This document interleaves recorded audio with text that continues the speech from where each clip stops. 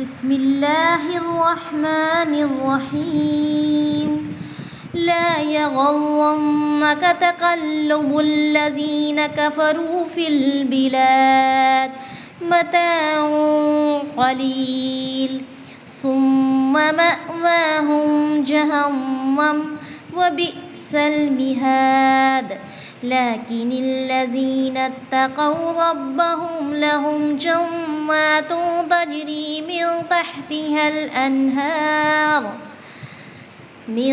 تحتها الأنهار خالدين فيها نزلا من عند الله وما عند الله خير للأبرار۔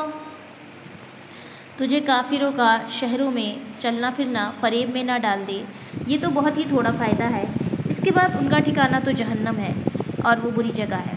لیکن جو لوگ اپنے رب سے ڈرتے ہیں ان کے لیے جنتیں ہیں جن کے نیچے نہریں جاری ہیں، ان میں وہ ہمیشہ رہیں گے، مہمانی ہے اللہ تعالیٰ کی طرف سے، اور نیک کاروں کے لیے جو اللہ تعالیٰ کے پاس ہے وہ بہت ہی بہتر ہے۔ اللہم ارزقنا منہا۔ آپ لوگ یہ جانتے ہیں نا کہ اگر کوئی ایسی آیت ہے جس میں اللہ تعالیٰ کا انعام اور اکرام کا ذکر ہے تو ہمیں مانگنا چاہیے دعا اللہم ارزقنا منہا، اور جہاں عذاب کی بات ہے ہمیں کیا کہنا چاہیے؟ اللہم اعاذنا اللہ منہا۔ چلیے خیر، تفسیر۔ اللہ تعالیٰ فرماتا ہے کہ ان کافروں کی بدمستی اور ان کے ناز و نعم، ان کی راحت پر کیا مت ہو جانا، راحت اور آرام کی خوشحالی اور فارغ البالی کی طرف اے نبی صلی اللہ علیہ وسلم آپ نظریں نہ ڈالیے، یہ سب عنقریب زائل ہو جائے گا، صرف ان کی بدعمالیاں عذاب کی صورت میں ان پر باقی رہ جائیں گی، ان کی تمام نعمتیں آخرت کے مقابلے میں بالکل ہیچ ہیں۔ اسی مضمون کی بہت سی آیتیں قرآن مجید میں ہیں، مثلا ما یجادل فی آیات اللہ الا الذین کفروا فلا یغررک تقلبهم فی البلاد۔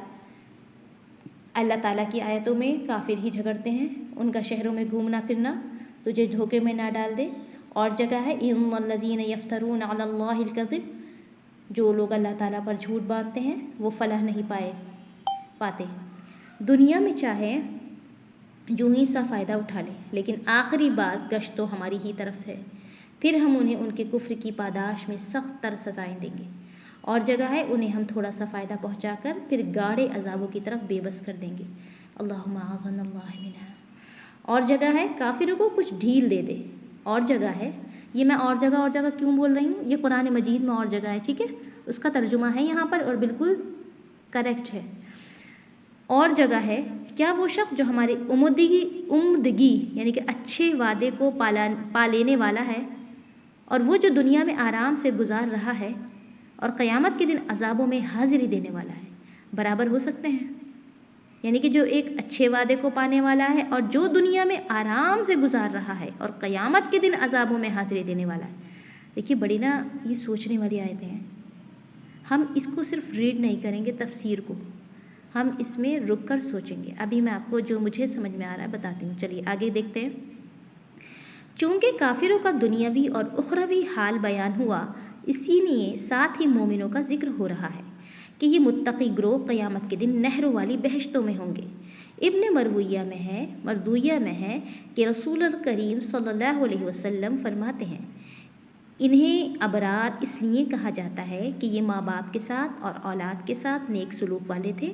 جس طرح تیرے ماں باپ کا تجھ پر حق ہے اسی طرح تیری اولاد کا تجھ پر حق ہے۔ یہی روایت ابن عمر رضی اللہ عنہ سے بھی موقوف ہے اور موقوف ہونا ہی زیادہ ٹھیک نظر آتا ہے، واللہ اعلم۔ حضرت حسن رحمۃ اللہ علیہ فرماتے ہیں ابرار وہ ہیں جو کسی کو ایذا نہ دیں۔ ایذا کسے کہتے ہیں؟ تکلیف۔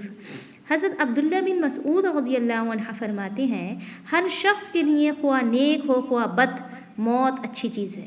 اگر نیک ہے تو جو کچھ اس کے لیے خدا تعالیٰ کے پاس ہے وہ بہت ہی بہتر ہے، اور اگر بد ہے تو اللہ تعالیٰ کے عذاب اور اس کے گناہ جو اس کی زندگی میں بڑھ رہے تھے وہ بڑھوتری ختم ہوئی۔ پہلے کی دلیل وما عند اللہ خیر للابرار ہے، اور دوسرے کی دلیل لا يحسبن الذین کفروا انما نملی لهم خیر لانفسهم، یعنی کافر ہماری ڈھیل کو اپنے حق میں بہتر خیال نہ کریں، یہ ڈھیل انہیں گناہوں میں بڑھا رہی ہے اور ان کے لیے رسوا کن عذاب ہے۔ حضرت ابو درداء رضی اللہ عنہ تعالیٰ سے بھی یہی بات مروی ہے۔ تو یہ آپ کی سمجھ میں آیا ہوگا۔ اب میں ان آیات کی یعنی کہ آیت نمبر 196، 197 اور 198 کو دوبارہ ریپیٹ کرتی ہوں تاکہ ہم اس میں اور زیادہ غور کریں۔ کیا ہے کہ آپ کو کافروں کا شہروں میں چلنا پھرنا دھوکے میں نہ ڈال دے، یہ بہت تھوڑا فائدہ ہے، اور ان کا ٹھکانہ جہنم ہے، بہت بری جگہ ہے۔ لیکن جو لوگ اپنے رب سے ڈرتے ہیں ان کے لیے جنتیں ہیں، جن کے نیچے نہریں جاری ہیں، یہ اس میں ہمیشہ رہیں گے، اور بہترین مہمان نوازی ہے اللہ تعالیٰ کے پاس سے، اور جو اللہ تعالیٰ کے پاس ہے وہ بہت بہتر ہے نیکوکاروں کے لیے، یعنی ابرار کے لیے۔ چلیے اب وہ حدیث دوبارہ سے ریپیٹ کرتے ہیں۔ کیا ہے؟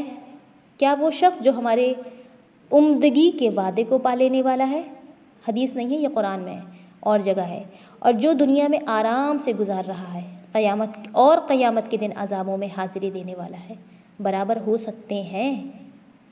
ٹھیک ہے، تو یہ قرآن مجید کی ایک اور جگہ یہ بات ہے، تو ریلیٹڈ بات ہے، آپ کے ذہن میں زیادہ اچھی طرح سے سمجھ پائیں گے اس آیت سے بھی۔ تو اب آپ یہ دیکھیے کتنی جگہ اللہ تعالیٰ نے، میں نے بتایا اور جگہ ہے اور جگہ ہے، ما یجادل فی آیات اللہ الا الذین کفروا ولا یغررک تقلبهم فی البلاد، یہ الگ ہے کہ ان کا شہروں میں گھومنا پھرنا تجھے دھوکے میں نہ ڈالنے۔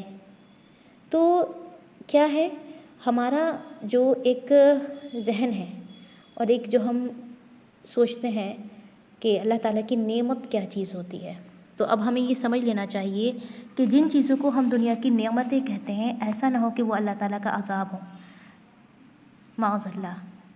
کیوں؟ کیونکہ قرآن مجید میں یہ آیت ہمارے سامنے آج ہے، اور ہم یہ جانتے ہیں بار بار قرآن مجید میں آتا ہے، اگر پہلے سے آپ لوگوں نے قرآن مجید ترجمے اور تفسیر کے ساتھ پڑھا ہوا ہے کہ ان کافروں کو دنیا کی بہت نعمتیں دی گئیں، اور میں نے آپ کو کل بھی بتایا تھا قرآن مجید میں، اور جہاں تک مجھے دھیان آ رہا ہے سورہ کہف میں آیت ہے کہ اللہ تعالیٰ نے ایسے خوشحال لوگوں کو عذاب میں بہت پکڑا ہے، سورہ کہف کا آخری حصہ ہے جہاں تک مجھے یاد ہے۔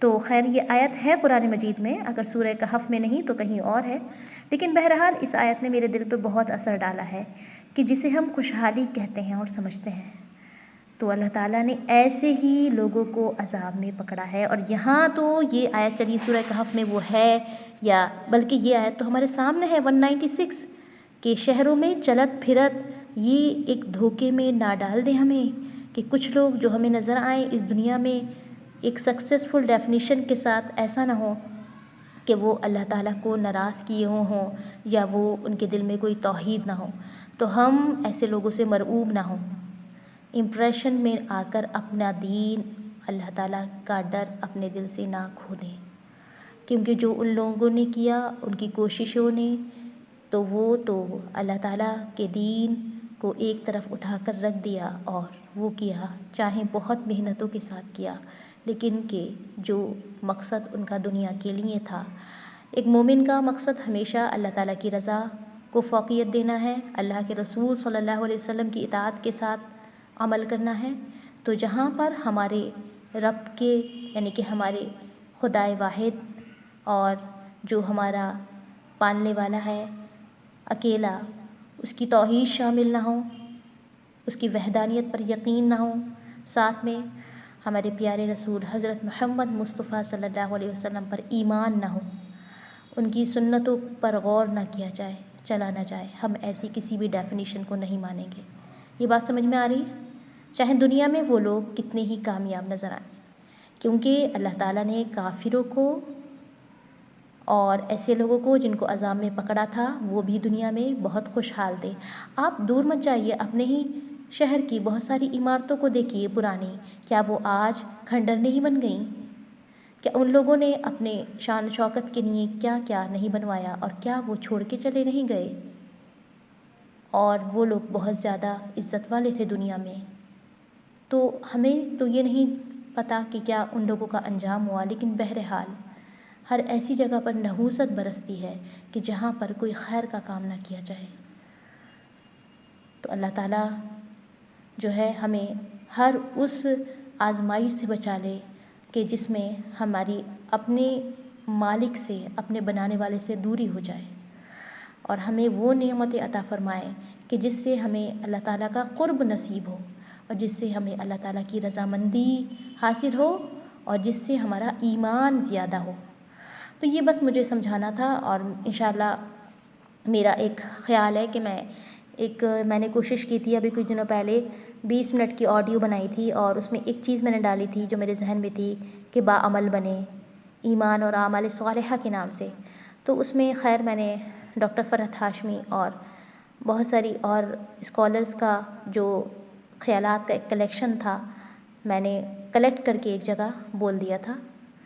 تو ایسا ہی میں چاہ رہی ہوں کہ ہم ان ٹاپکس کو سلیکٹ کریں کہ جس کی وجہ سے لوگ دین کے زیادہ قریب آ سکتے ہوں۔ حالانکہ پورا قرآن مجید ہی اللہ تعالیٰ کی جو ہے ایک ثبوت ہے اس کی وحدانیت کا، اور اس کی آیات ساری نشانیاں ہیں، لیکن پھر بھی ہم تدبر سے، غور و فکر سے اس نتیجے پر پہنچ سکتے ہیں کہ آج ہم کیوں پریشان ہیں، اور ہم کس کو کامیابی سمجھتے ہیں اور کس کو اچھا نصیب سمجھتے ہیں۔ ایک ورڈ آتا ہے نا، اچھا نصیب ہے اس کا، ہم کسی انسان کو دیکھ کر سوچتے ہیں اس کا بہت اچھا مقدر ہے، اس کی بہت اچھی تقدیر ہے، تو یہ ڈیفینیشن ہماری اپنی بنائی ہوئی ہے۔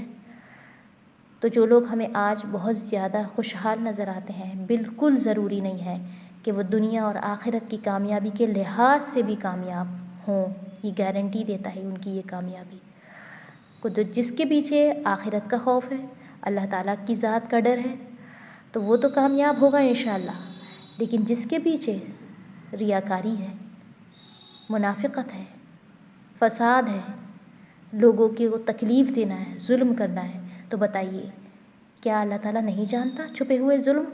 کیا اللہ تعالیٰ چھپے ہوئے فساد، منافقت کو نہیں جانتا؟ ہم لوگوں کے سامنے تو ہو سکتا ہے لوگ کیا ہو جائیں، بہت بہترین نظر آئیں اخلاقاً، معاملات کو بھی بہتر بناتے ہوئے نظر آئیں، لیکن جب مقصد صحیح نہیں تو پھر آپ کو خلوص نہیں ملے گا، نہ مجھے خلوص ملے گا۔